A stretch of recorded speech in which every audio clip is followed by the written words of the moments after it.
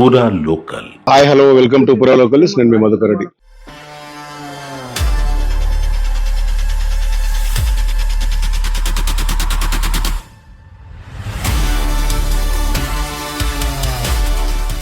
స్థానిక సంస్థల ఎన్నికలకు సంబంధించి గత 2 సంవత్సరాలుగా విమర్శలు ఎదుర్కొంటున్న కాంగ్రెస్ పార్టీ 3 విడతల్లో విజయదుందుభి మోగిస్తున్న సందర్భంగా పూర్తి స్థాయిలో గ్రామాల్లో పట్టుందని వస్తున్న నేపథ్యంలో ప్రస్తుతం మనతో పెద్దపల్లి ఎమ్మెల్యే విజయరామరావు ఉన్నారు. వారితో మాట్లాడి అసలు ఈ వస్తున్న ఎన్నికల ఫలితాలు దేనికి సంకేతం తెలుసుకునే ప్రయత్నం. సార్ చెప్పండి, ఈ ఎన్నికల్లో క్షేత్రస్థాయిలో దాదాపు విమర్శకులు కానీ ప్రతిపక్షాలు కానీ అసలు హామీల అమలుపై చాలా విమర్శ చేస్తున్న క్రమంలో ప్రజలు ఇస్తున్న తీర్పును ఎలా చూడొచ్చు? మేము దాన్ని హర్షిస్తా ఉన్నాం, స్వాగతిస్తా ఉన్నాం. ఇప్పుడు వాళ్ళు చెప్పేది 100% తప్పు అనేది తెలిపింది. ఎందుకంటే ఇవాళ కాంగ్రెస్ ప్రభుత్వం 6 గ్యారంటీల ఇచ్చి ఎలక్షన్ పోవడం జరిగింది.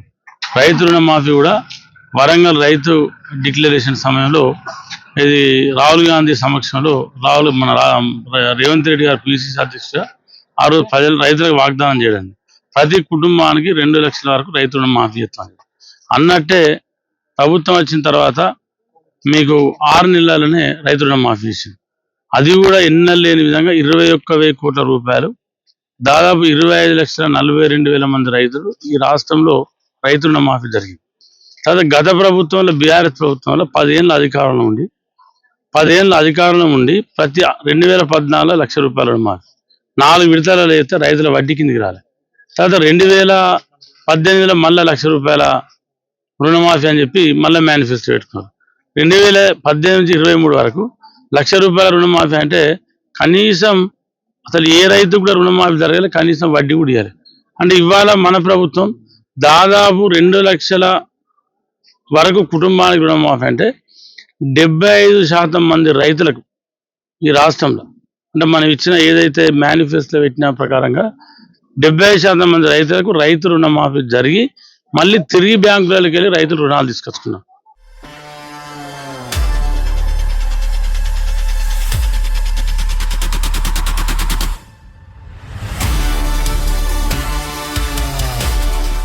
అంటే 10 ఏళ్ళ తర్వాత ఫస్ట్ టైం. దాని తర్వాత మహిళలకు ఫ్రీ ఆర్టీసీ బస్సు కావచ్చు, 200 యూనిట్ల లోపు ఫ్రీ కరెంట్ కావచ్చు, 5 లక్షలు ఉన్న ఆరోగ్యశ్రీని 10 లక్షలు పెంచడం కావచ్చు, రైతులకు సన్నవడ్ల బోనస్ ఇవ్వడం కావచ్చు. ఇవాళ కాంగ్రెస్ పార్టీ అధికారంలోకి వచ్చిన తర్వాత వడ్ల కటింగ్ లేకుండా తీసుకోవడం కానీ, అంతకుముందు ఏంటంటే గ్రామాలలో ఇక్కడ కూడా రేషన్ కార్డులు ఇవ్వాలి 10 ఏళ్ళలో.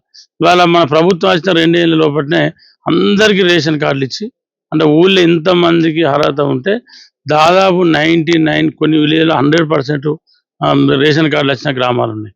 వాళ్ళందరికీ గత ప్రభుత్వం 2 సార్లు మేనిఫెస్టోలో పెట్టిన సన్న బియ్యం ఇస్తామని చెప్పి, ఇవాళ మనం మేనిఫెస్టోలో పెట్టడంతో పాటు అందరికీ రేషన్ కార్డు ఇచ్చి ఇవాళ సన్న బియ్యం కూడా ఇస్తా ఉన్నాం. ఓవరాల్ గా సంక్షేమ పథకాల అమలు ఇవాళ ప్రజల్లో క్లియర్ గా కనబడుతుంది అనుకోవచ్చు. 100%. ఇవాళ ఇందిరమ్మ ఇల్లు గత ప్రభుత్వం వాళ్ళే చెప్పారు డబుల్ బెడ్రూమ్ ఇస్తాం, ఇవాళ మోసం చేశారు.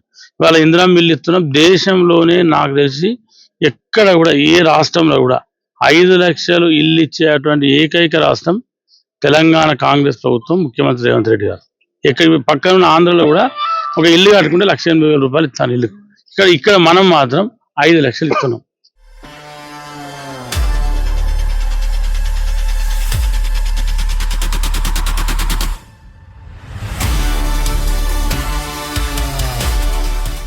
ఇప్పుడు రానున్న జెడ్పీటీసీ ఎంపీటీసీ ఎన్నికల్లో ఈ ఇంపాక్ట్ ఉండబోతుంది. ఎందుకంటే ఇప్పుడు పార్టీ సింబల్ లేకుండా కేవలం పరోక్షంగా పార్టీ మద్దతు ఇస్తున్నప్పుడు కూడా వ్యక్తిగత విజయాలకు ఎక్కువ స్థానం ఉన్న క్రమంలో జెడ్పీటీసీ ఎంపీటీసీ ఎలక్షన్ లో సింబల్ పై ఎలా ఉండబోతుంది? 100% సేమ్ ఇప్పుడు ఏదైతే రిజల్ట్ ఉందో రాబోయే ఎంపీటీసీ జెడ్పీటీసీ ఎన్నికల్లో కూడా ఇదే రిజల్ట్ ఉంటుంది. ఉపాధి హామీ పథకం మొన్న మీరు జూబ్లీహిల్స్ ఎన్నిక కూడా చూసారు.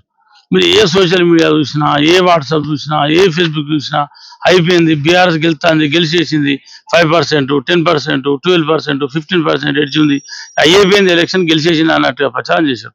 తీరా ఏమున్నది, ఎలక్షన్లు అయిపోయినాక తెల్లారి మన రిజల్ట్ చూస్తే 23, 24, 25,000 కాంగ్రెస్ పార్టీ అభ్యర్థి గెలిచింది. అంటే దాదాపు 50% ఓట్లను దాటి రావడం అనేది అంటే చాలా గొప్ప విషయం. అంటే మీరు ఎప్పుడైనా ఏ ఎన్నిక ఎక్కడ జరిగినా కూడా 50% ఓటింగ్ దాటిందంటే అది ప్రజలు సంపూర్ణమైనటువంటి సంతృప్తితో ఓటేసిన లెక్క. మహాత్మా గాంధీ ఉపాధి గ్రామీణ పథకం సంబంధించి ఈ పేరు మార్పుపై ఏమంటారు?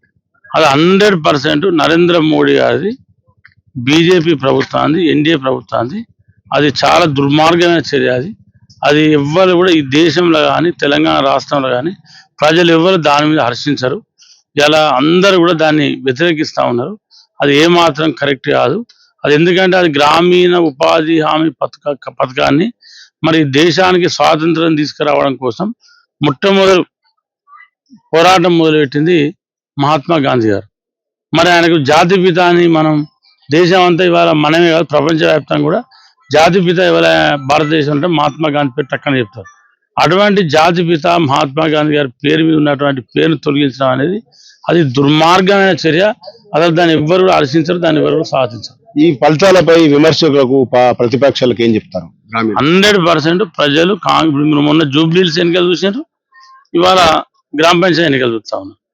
ఇవాళ గ్రామ పంచాయతీ ఎన్నికలైనా మొన్న జూబ్లీహిల్స్ జరిగినటువంటి గుర్తు మీద జరిగిన ఎన్నికలైనా, అంటే ఇలా గుర్తు లేకుండా ఎన్నికలు జరుగుతూ ఉన్నాయి, మొన్న గుర్తుతో ఎన్నికలు జరిగినాయి. అంటే ఏ రోజు ఆ గుర్తుతోనే జరిగిన ఎన్నికలలో 50% పైన ఓటింగ్ వచ్చింది. ఇవాళ సర్పంచ్ ఎన్నికలలో కూడా బ్రహ్మాండమైనటువంటి రిజల్ట్ ఉంది. ఇవాళ బీజేపీ ఎంపీలను వాళ్ళ ప్రధానమంత్రి తిట్టారు కదా. ఇలా మనం అన్ని మీడియాలలో నిన్న మొన్న గత వారంకెళ్ళి చూస్తా ఉన్నాం. ఇలా వాళ్ళ సాక్షాత్తు దేశ ప్రధానమంత్రి, దేశ గురువు అంటారు అందరు, వాళ్ళ గురువు ఆయనేమో బతుకు, ఆయన లేకుండా బతుకులే అని చెప్పి బీజేపీలు ఏది రోజు భజన పడతా అంటారు కదా, ఆయనే వాళ్ళని కూర్చొని పెట్టుకొని తిట్టాడు. అంటే పార్టీ లేదు అక్కడ, పార్టీ చచ్చిపోయింది, మీరు ఏమంటే అక్కడ ఏం లేదు అనేది మేం చెప్పుడు నరేంద్ర మోడీ గారు చెప్పారు.